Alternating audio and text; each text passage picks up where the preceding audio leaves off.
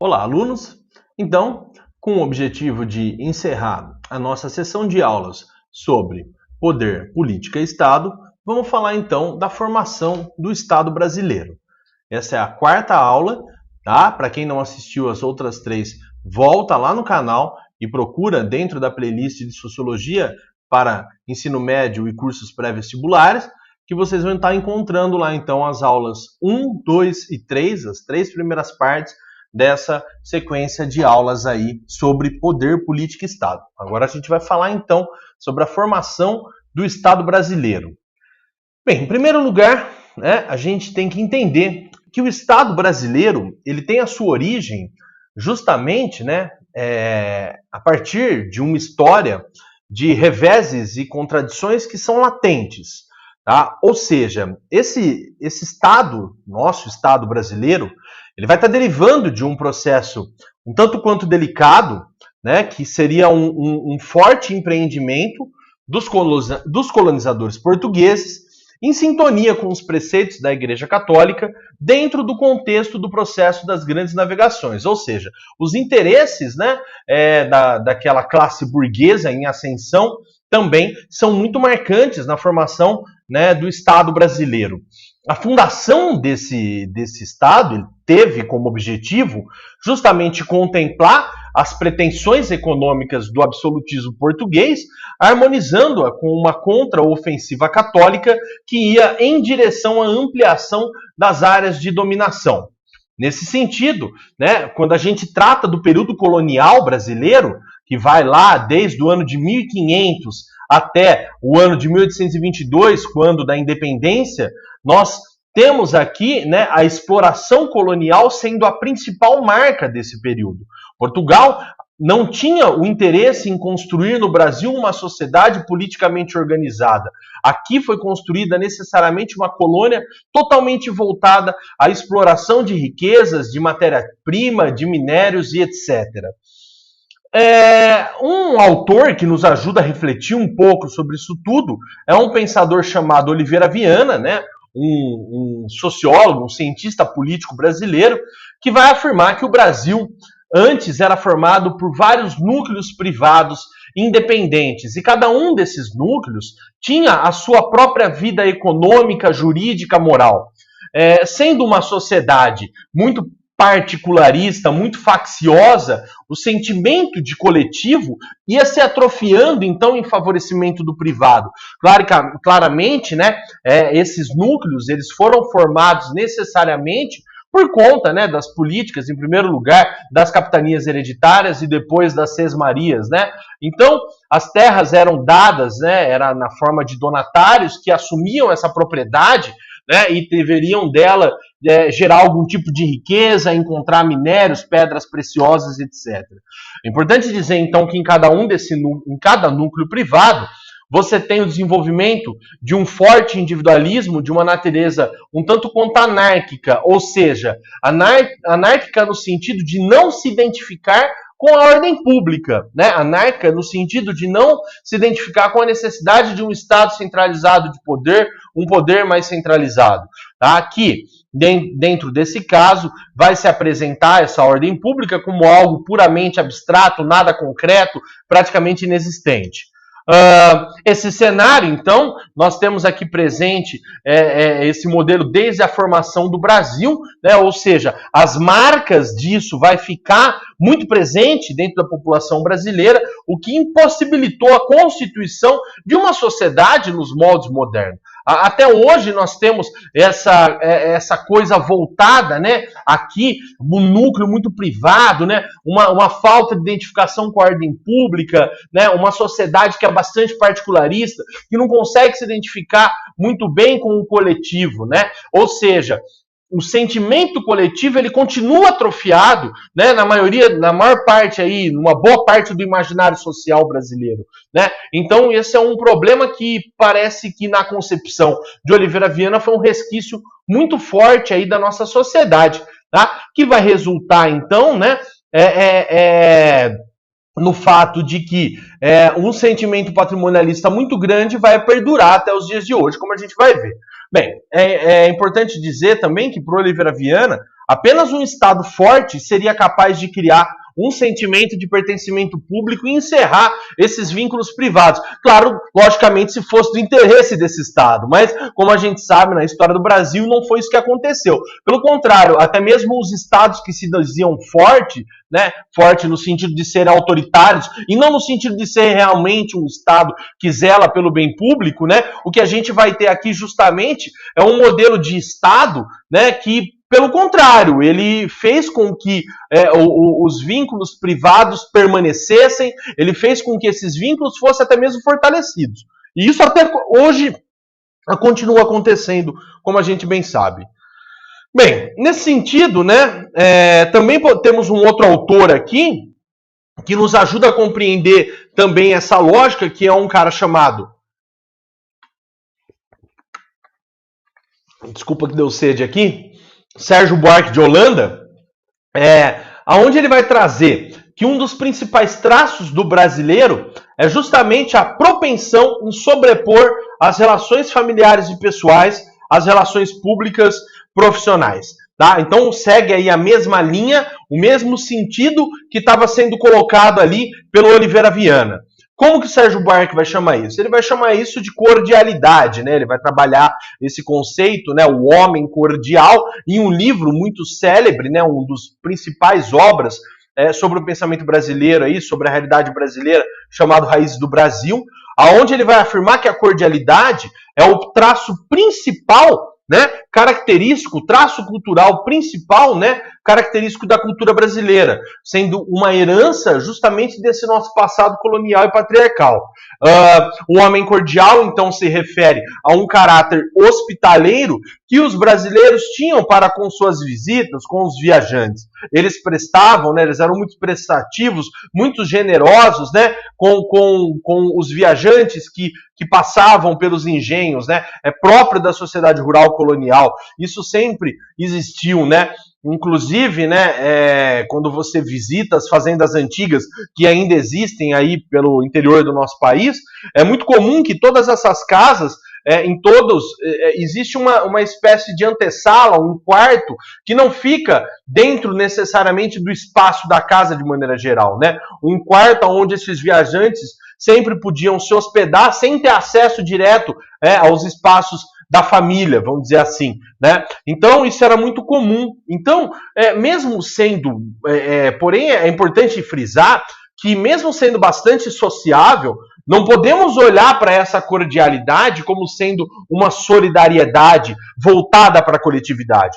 Porque a hospitalidade está muito limitada ao espaço social do lar. Tá? Ou seja, não é uma solidariedade com o coletivo. A questão privada, muito particularista, ela permanece. Tudo bem? Segundo, né, segundo Sérgio Buarque, né, que teve aí acesso às teorias de Max Weber, né, em termos propriamente weberianos, o que a gente está falando aqui é de um comportamento social, né, totalmente caracterizado, ou que pode ser categorizado aí, a partir do conceito de ação social afetiva. Né? O brasileiro que é inclinado a uma ação afetiva, né? Isso impede que nele ocorra o desenvolvimento aí de uma racionalidade típica e necessária para as sociedades modernas. Então, o que é a ação afetiva? A ação afetiva é o cara que age de uma maneira muito mais emotiva, né? Uma pessoa visceral, que age muito mais pela emoção, né? E isso impede a formação das capacidades aí racionalistas dentro do processo de construção de uma sociedade voltada para o coletivo, né? Uma sociedade muito mais voltada para a imparcialidade aí das questões públicas. Então, o Brasil, ele é descrito aqui como o brasileiro, né? Ele é descrito como um cara que é afeito à intimidade, à proximidade, à pessoalidade. Ele prefere acreditar nas qualidades pessoais de uma pessoa íntima, de uma pessoa familiar, a acreditar na competência, no aspecto racional e etc. Isso, então, por sua vez, gera uma dificuldade na qual o brasileiro dificilmente consegue diferenciar a esfera pública da esfera privada. Isso é fruto, então, de uma mentalidade patrimonial nas nossas instituições governamentais. E aí, o que a gente tem aqui como uma questão, um exemplo, por exemplo, que eu posso dar para vocês, é a forma como o brasileiro lida com as questões das leis, né? O brasileiro, por exemplo, diante de uma lei como a lei seca, que proíbe o indivíduo ingerir bebida alcoólica e sair dirigindo por aí com a possibilidade, a iminência de causar um acidente ou o que for. Essa lei, ela está justamente pautada, pessoal, em uma coisa absolutamente um critério científico, racionalista. Ou seja, não existe isso de tal indivíduo aguenta beber mais, aguenta beber menos. Só que para o brasileiro é justamente isso que acontece. Não dá para você estabelecer uma lei com critérios que são tão rigorosos, né, e que evita justamente resultados tão desastrosos e catastróficos, né, e você simplesmente usar um critério subjetivo. Tá? Os critérios precisam ser necessariamente objetivos. Então, é simples, não pode beber e dirigir. Tá? Não há uma outra possibilidade. Não existe, mas eu bebo mais, eu bebo menos. De fato, tem pessoas que conseguem ingerir bastante bebida alcoólica e saem por aí dirigindo, não necessariamente tranquilamente, mas elas dirigem, né? Com uma certa cautela, mas o critério não pode ser subjetivo, infelizmente. E as leis, elas têm que necessariamente ser objetivas. Então esse é um exemplo aí que serve para a gente refletir, né, o que significa esse tipo de comportamento social aí, tá? Então o brasileiro, olha só, ele rejeita a impessoalidade do sistema administrativo em que o público é mais importante do que o indivíduo, né? Ou seja, o privado. Ele não consegue aceitar isso. E para Buarque, né, para Sérgio Buarque de Holanda, o brasileiro tem uma grande dificuldade, então, em cumprir os ritos sociais que são necessariamente formais, não pessoais, né, e de separar a partir de uma racionalização desses espaços, o público e o privado. Tudo bem?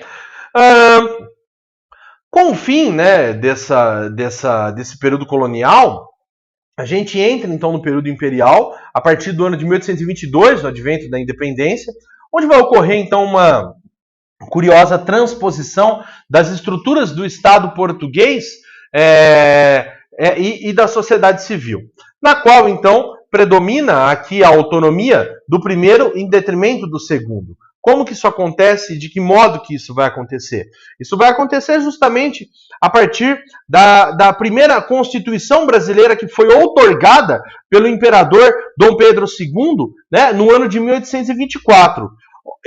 Aonde ele vai, né, desmanchar ali o parlamento, ele vai implementar a partir disso um quarto poder, né, que é o chamado poder moderador. Lembrando que nas aulas anteriores nós falamos sobre a divisão dos três poderes, né, o executivo, o legislativo e o judiciário, e aqui a gente teria então um quarto poder, o chamado poder moderador, que era um poder que se sobrepunha a todos os demais, que dava o direito ao imperador direitos absolutos de poder vetar qualquer decisões do parlamento, né, e isso ficou conhecido então como o parlamentarismo às avessas, ou seja, uma coisa bem brasileira, na verdade. Então, a partir disso, se institui aqui alguns direitos formais, né? Apesar de tudo, estamos caminhando em direção à sociedade moderna, ou um modelo mais moderno de Estado, mesmo com todas essas contradições e reveses, onde nós temos a instituição aqui de direitos formais que são claramente inspirados aí no liberalismo. Porém, não tinha muita influência na vida cotidiana, já que grande parte da população estava totalmente fora da cidadania recém-construída. Uma das questões aí é o próprio fator de deliberação política que a gente tem, né?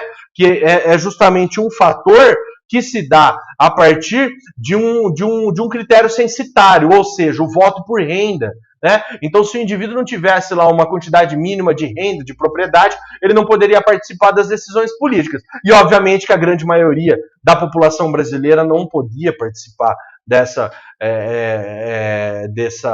decisões e tudo mais. Ela ficava aquém disso tudo. Com o fim do Império, né, a gente tem aí o objetivo de se fundar, então, uma sociedade mais próxima do liberalismo possível, né, algo que também está sendo muito influenciado aqui pelos ideais positivistas, né, lá de Auguste Comte, onde a gente vai ter, né, alguns critérios que vão ser adotados, né, como o Estado laico, né, a questão da diplomacia, que era, ou seja, uma solidariedade intercontinental, entre outros fatores aí e o ideal de progresso sendo colocado, mas dentro de uma via bastante conservadora, né, ou seja, de modo a se manter o equilíbrio. Seria como se o golpe republicano, na realidade, seria um golpe de elite, né, ou seja, façamos a revolução antes que o povo faça. E quando foi implementada a nossa república, né, o que foi, né, aquela cena clássica de que o povo, né, assistia no Rio de Janeiro uma parada militar bestializada sem ter noção nenhuma do que estava acontecendo, né? Ou seja, os bestializados seriam os brasileiros que não tinham ainda conseguido conquistar aí a sua cidadania enquanto consciência, enquanto a consciência cidadã, né, longe de ser construída, né? Ou seja, tínhamos agora uma república, ela estava acontecendo, porém não havia cidadãos, né? Não havia uma cultura política. Seria aquele momento da construção de uma verdadeira cultura política que não aconteceu. Então, esse período republicano, né, esse primeiro período republicano, ele é marcado por umas características sociais e políticas que são construídas desde a independência e que acabam se consolidando, né, dentro das elites provinciais rurais, né, acostumadas a desconsiderar qualquer autoridade constituída e a fazer valer a própria vontade em sua área de influência. Então, com essa nova perspectiva de república, muitos dos costumes, né, que vinham desde o período colonial, eles vão somente ser fortalecidos aqui, né? É um exemplo do coronelismo, né? Esse fenômeno que é caracterizado, né, a partir do momento da história do país, da história do país em que o poder público fortalecido opta justamente pela manutenção dos antigos chefes locais, ou seja, opta pelo poder privado e não pela instituição de um poder público significativo. E o que vai acontecer então? Né? A gente vai ter aqui um município sendo a esfera predominante desse continuismo, ou seja, do predomínio da esfera privada sobre a esfera pública. O coronelismo, então, ele tem a base, né, política garantida pelas relações estabelecidas entre os chefes locais, os chamados coronéis, que na sua maioria, né, eram os antigos presidentes das províncias, representantes. Ixi, o Thor chegou aqui, gente, ele quer assistir aula com a gente também, tá bom? Então, os antigos, né, presidentes das províncias e os representantes do poder central, né? Os coronéis eram os grandes fazendeiros, né, que tinham lá propriedades imensas, latifundiários. O voto de cabeça, então, era uma das formas de manutenção principal dessa política vigente, onde a população local vai ser totalmente subserviente dessa classe, ou seja, ela está submetida aos mandos e aos demandos do potentado rural devido à sua condição de dependência. As eleições, então, eram fraudadas devido à inexistência do voto secreto, né? Você tinha sempre ali um capanga que ficava ali atrás, só olhando em quem o cara ia votar, e caso ele não votasse ali, eles eram analfabetos, mas não eram analfabetos funcionais, né? Porque nesse período aí você acaba com o voto societário, mas agora só não podia votar mulheres, analfabetos, né? E aí, na realidade, esses caras, eles sabiam escrever o próprio nome, então era o suficiente para assinar lá e tudo beleza. Só que, veja bem, a partir disso, né, os nossos coronéis, os capangas desses coronéis, eles estariam ali sempre em cima dos caras lá, impedindo, então, que esses caras tivessem condição, né, que votassem em qualquer outro candidato que não fosse a escolha deles. Uma relação, então, né, cabe dizer que continua sendo, assim, bastante patriarcal, de fato, tá? É uma relação que é também bastante íntima, pessoal, tá? E isso vai, então, continuar a partir aí desse primeiro exemplo de uma república. Bem, com o fim, né, da República Velha, na Revolução de 1930, a gente vai ter o fim dessa política do café com leite, né, que, como ficou conhecida, né, esse revezamento entre presidentes sempre de São Paulo e Minas Gerais, né, e isso acontecia a partir da manutenção dessas relações aí, clientelísticas também. A gente vai falar mais sobre isso nas marcas da política brasileira mais à frente. E aí a gente vai ter, com a Revolução de 30, né, a ascensão do Getúlio Vargas, um gaúcho ao poder, um caudilho, né, e Em 1932 ocorre então a chamada Revolução Constitucionalista, que foi derrotada, foi suprimida pelas forças do governo Vargas, porém ela conseguiu, né, forçar, lembrando que a Revolução Constitucionalista ela era uma revolução que também visava a separação do Estado de São Paulo, ela tentou forçar a barra aí, né, os paulistas não conseguiram aceitar, porém, mesmo sendo suprimida, fortemente reprimida, né, inclusive com a morte dos quatro estudantes lá, né, que ficou conhecido como movimento MMDC, né, então o que vai acontecer aqui é justamente, né, que a flexibilização do poder ela vai ser sim forçada por esse movimento constitucionalista em 32. E em 1934, então, a gente tem aí uma nova Constituição brasileira. Teremos várias delas, como a gente bem sabe, né?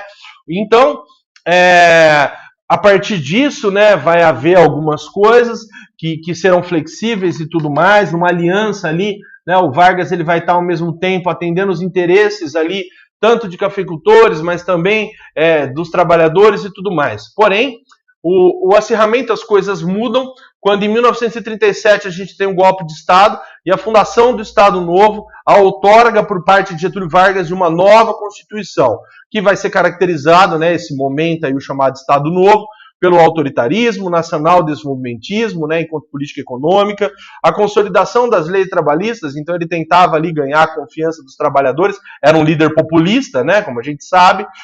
Também temos aqui a industrialização do país, né, dentro de um processo que ficou conhecido como a substituição das importações, onde o Brasil passava a produzir aqui bens essenciais industrializados sem ter a necessidade de comprá-los. Então é o princípio dessa industrialização do país, mas também a incorporação controlada das massas, inclusive com, né, a institucionalização de sindicatos, trabalhistas e tudo mais.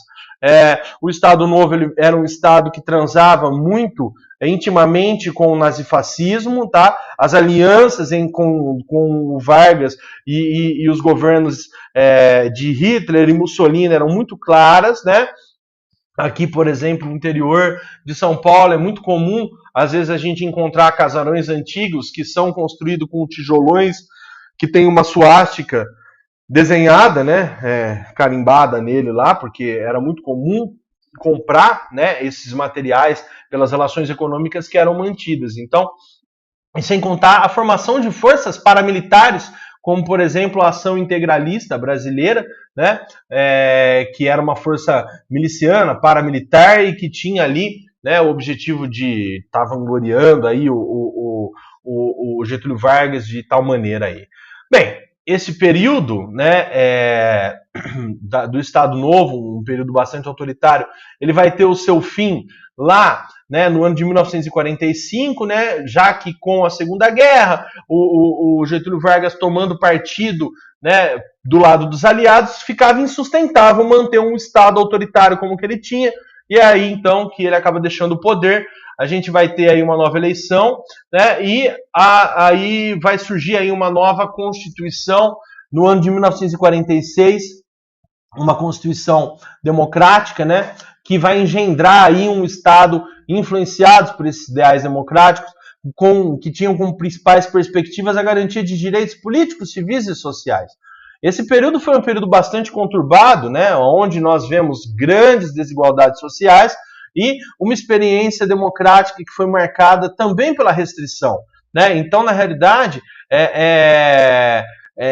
por exemplo, o Partido Comunista Brasileiro, recém-fundado, mais ou menos, né, ele estaria ali, ele continuaria na clandestinidade, sem contar uma forte manipulação da vontade popular. Mesmo que houvesse tido alguns avanços aí da perspectiva econômica, no progresso econômico e tudo mais, por outro lado, houve algumas questões complicadas e delicadas no final desse período, que vai ficar muito forte, principalmente lá no ano de 1961, quando o presidente eleito Jânio Quadros decide renunciar, né? Um presidente que tinha ali suas alianças com o governo cubano, né? O auge disso é um evento simbólico em que presenteia, né, o Che Guevara com uma cruz, né, o Cruzeiro do Sul, né, uma medalha brasileira ali, que era para grandes atos e tudo mais. Porém, o governo Jânio também teve algumas questões ali importantes, por exemplo, a fundação do Parque Nacional do Xingu, né, que foi a primeira grande reserva indígena aí que a gente conhece. Então, na realidade, teve alguns avanços no sentido progressista da coisa, porém, o acirramento das coisas levam, então, a essa renúncia de Jânio Quadros, que ele vai justificar que ela ocorre porque forças obscuras levaram ele a isso, né? E também você tem aí, né, assumindo o João Goulart, né, o Jango toma posse, o vice-presidente também eleito naquele período, né, e que vai sofrer uma forte pressão da oposição, principalmente por conta das suas aproximações lá com com classes populares, como os pracinhas do exército, como as classes trabalhadoras, entre outros aí, camponeses, ligas camponesas, etc.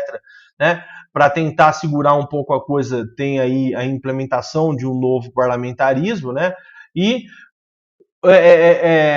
o que acaba depois resultando em algumas dificuldades para o governo, levando o plano trienal, um dos planos econômicos desse governo ao fracasso, né? E também as reformas de base que ele vai estar operando voltada para essas classes populares, e acaba resultando então no golpe militar ali no primeiro dia de abril, né, de 1964.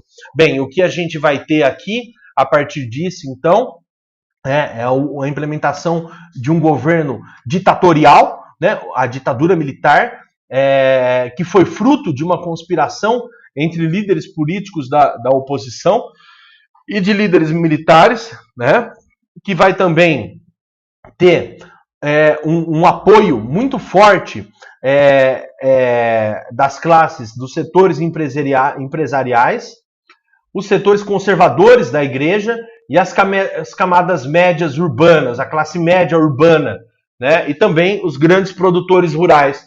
Além, logicamente, por trás disso tudo, o financiamento desse golpe por conta das políticas internacionais, aí, das políticas imperialistas por conta dos Estados Unidos. O viés, né, era um tanto fortemente anticomunista, né, e interrompe violentamente essa experiência democrática. Esse golpe militar, então, gente, ele segue um pouco a linha do que a gente falou lá, quando a gente falava na aula anterior sobre o estado de bem-estar social, ou seja, ao invés de se implementar aqui um modelo de welfare state, o que a gente teve aqui foi justamente o contrário. Nós tivemos aqui justamente a implementação de um governo ditatorial, né? Esse regime ele é marcado por uma repressão muito forte, né? Que violentou duramente os direitos políticos e civis, né? Feriu a Carta dos Direitos Humanos, né? Que o Brasil assinou, né? Com o fim da guerra, né? Os direitos humanos eles foram massacrados durante esse período, né? Com práticas de tortura, assassinato, perseguições, enfim, muita gente sumiu, muita gente ninguém sabe onde está aí, provavelmente enterrada em alguma cova coletiva, né? E os reflexos disso tudo, né? Eles foram nos últimos anos aí do governo Dilma, saiu o nosso relatório da Comissão da Verdade. Então, quem tiver isso aí, tem lá no site, nos sites do governo, gratuitamente, quem pode ir lá e fazendo uma leitura que é bastante... os relatos, né, de tortura, eles são bastante... enfim. Então, a ditadura militar, né, dentro do seu plano econômico, foi um período que ficou marcado, ficou conhecido, né, pelo um período do chamado milagre econômico, que vai acontecer principalmente lá durante os anos do governo Médici. Esse período econômico, né, ele vai ter, ele é marcado por um grande crescimento do produto interno bruto, né, a média ali era de 10% ao ano, só que esse processo ficou conhecido também como um processo de modernização conservadora, né, onde os altos níveis de concentração de renda atingiram ali dimensões nunca vistas, né? Ou seja, a concentração de renda que foi criada pelo milagre, ela foi algo espantoso, ou seja, um enriquecimento de uma elite, né? O poder de compra da classe média também cresce assustadoramente, mas isso às custas de uma miséria gritante e horrenda da classe trabalhadora e das classes periféricas aí da sociedade, né? Uma pobreza espantosa, né? Ou seja, que servia logicamente para a manutenção dos privilégios. E aí, por fim, a gente vai ter aqui, né, também cabe lembrar aqui do ministro, né, da Fazenda do período, chamado Delfim Neto, né, que dizia que era primeiro preciso fazer o bolo crescer para depois dividi-lo, né, ou seja, dizia que a economia tinha que crescer para depois começar a redistribuir. E aí a gente tem o grande compositor baiano Raul Seixas, né, o pai do rock brasileiro, gravando uma música, né, ali no comecinho da década de 80 e dedica essa música ao Delfim Neto, né, que era um jovem economista na época, né, que é a música Aluga-se. Fica aí a dica para vocês escutar essa composição belíssima, né, que ele vai dizer que a solução é alugar o Brasil. Então, as consequências desse período, então, é que o Brasil alcançou a maior desigualdade social já vista na sua história com a ditadura militar. Então, a ditadura, pela via econômica, algumas pessoas tentam amenizar todos os problemas que ela causou, mas é justamente essa via econômica que causou grandes problemas. Teve ali alguns avanços, pode ser que tenha tido, né? Também a gente também não pode negar que algumas coisas positivas podem ter acontecido dessa perspectiva, mas as intenções ali, né, não vão fazer juízo de valor, tudo bem? Bem, com o fim, né, da ditadura militar, né, a gente vai ver aí um processo de abertura lenta e gradual, principalmente a partir ali do começo da década de 80, essa abertura que na realidade foi uma falsa abertura, que por muito tempo deixou muitos resquícios aí na nossa sociedade, mas a gente vai estar vendo lá o movimento pelas diretas, né? Depois, com o fim disso, né, o Tancredo Neves, ele nem chega a assumir, ele vai ser eleito indiretamente ali pelo MDB, lá pela frente civil dentro do parlamento, e aí a gente vai ter, ele vai morrer logo depois desse processo, não chega nem a tomar posse, depois assume aí o Sarney, e muitas coisas ali da ditadura vai continuar ocorrendo, vai continuar acontecendo. Tá? Em 1988 é promulgada a chamada Constituição Cidadã. Esta Constituição Cidadã foi o primeiro momento, né, da história brasileira em que nós temos, de fato, a instalação de um regime verdadeiramente democrático, com eleições regulares, pluralidade partidária, liberdade de expressão, igualdade jurídica, entre outras coisas aí. Claro que a nossa Constituição tem muitas falhas, ela traz muito resquício, né, e garantiu muitos privilégios aí para as classes militares, como a gente sabe. Ela não foi capaz de desmilitarizar a segurança pública, as forças de segurança pública, e isso gera um problema muito sério, né? O fato das nossas polícias ainda seguirem, né, um regime militarizado e tudo mais, a gente sabe as consequências que isso tem acontecido, esses debates são recorrentes, tá? E esse processo, então, né, mesmo que tenha uma forte participação popular, em todos os momentos da transição política, isso foi a primeira coisa que aconteceu aí, né, de novo, ainda assim existem coisas que precisam ser refletidas, tudo bem? Nesse sentido, né, gente, o que a gente vê é que a política interna brasileira, ainda hoje, ela é marcada por algumas questões muito fortes. Então, por exemplo, o patrimonialismo, né, que seria a sobreposição dos interesses particularistas em detrimento dos interesses públicos. Esse patrimonialismo, né, ele tem sua origem na política de doação de terras pela coroa portuguesa que a gente citou lá quando a gente falou do período colonial, quando a gente falou do Oliveira Viana e do Sérgio Buarque, a gente citou isso. O capitalismo, né, ele vai ser politicamente orientado, então, dentro de políticas patrimonialistas. Isso impede que se realize plenamente uma ordem liberal burguesa no Brasil e acaba prevalecendo, então, a lógica dos interesses particulares, capitaneado pelo Estado, cujo sentido de ação vai se orientar pela premissa: aos amigos tudo, aos inimigos a lei. o que impede, então, a consolidação de um regime que seja balizado por leis e organizações burocráticas impessoais. Hoje, isso reduz, logicamente. Hoje, desde a Constituição de 88, a gente tem avanços que vão derrubando esses tipos de prática. Porém, não é totalmente, como a gente sabe, né? A gente sabe que muitas delas continuam existindo e dificultam muito mais aí a questão. Claro que hoje existem algumas críticas, por exemplo, de um sociólogo contemporâneo brasileiro chamado Gessé Souza, né, no seu livro Elite do Atraso, ele vai trazer as críticas a essa questão do patrimonialismo ser o principal fruto da nossa corrupção, etc. e tal. Mas, lembrando que são leituras, tá? Leituras que tentam, às vezes, preservar um paradigma ou estabelecer algum outro, mas, de qualquer modo, a gente ainda vê as marcas desse patrimonialismo, sim, na nossa sociedade. Logicamente que pode ser que não seja tanto como é colocado, e pode ser que o Gessé Souza esteja certo nas suas análises, porém, existem algumas coisas que é preciso levar em consideração, tudo bem? Outra prática muito comum, e essa claramente existe, é a prática do clientelismo, né? O que seria o clientelismo? Seria uma forma de relação entre diferentes atores políticos que envolve concessão de empregos, benefícios públicos e fiscais, vantagens econômicas, obras, donativos, etc., em troca de apoio político, sendo traduzido, na maior parte das vezes, em votos para si ou para os seus aliados. Então, o que é assim? O que está acontecendo, né? Um indivíduo vende o seu apoio político em troca de algum tipo de favorecimento pessoal, tornando-se cliente dos políticos capazes de oferecer algum tipo de benefício. Ou seja, é uma troca de favores.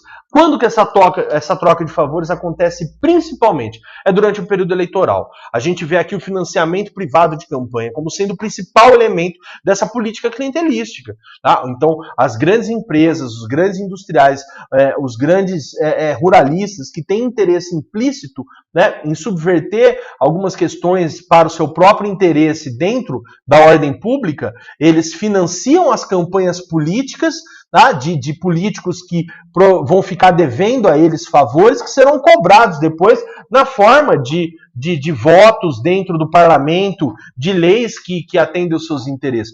Então, a gênese real da corrupção brasileira está nas políticas clientelísticas.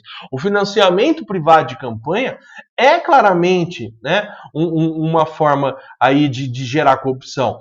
E mesmo com as últimas reformas, que agora o financiamento não pode ser pessoa jurídica, mas apenas pessoa física, tem lá, né, algumas questões aí que não cabe entrar em detalhes, mas ainda assim essa prática ela continua acontecendo, né, e isso é um problema muito sério, né?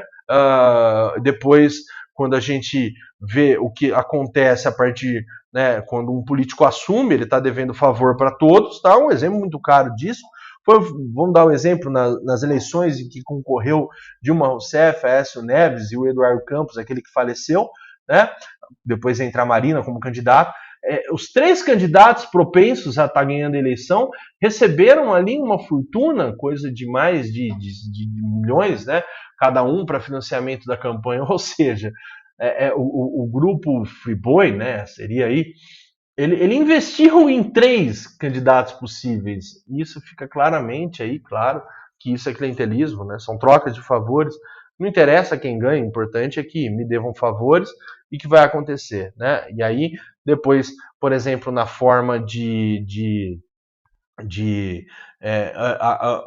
uma empresa, como o caso das construtoras, ganhavam licitações, um valor superfaturado, desse superfaturamento você paga propinas e etc.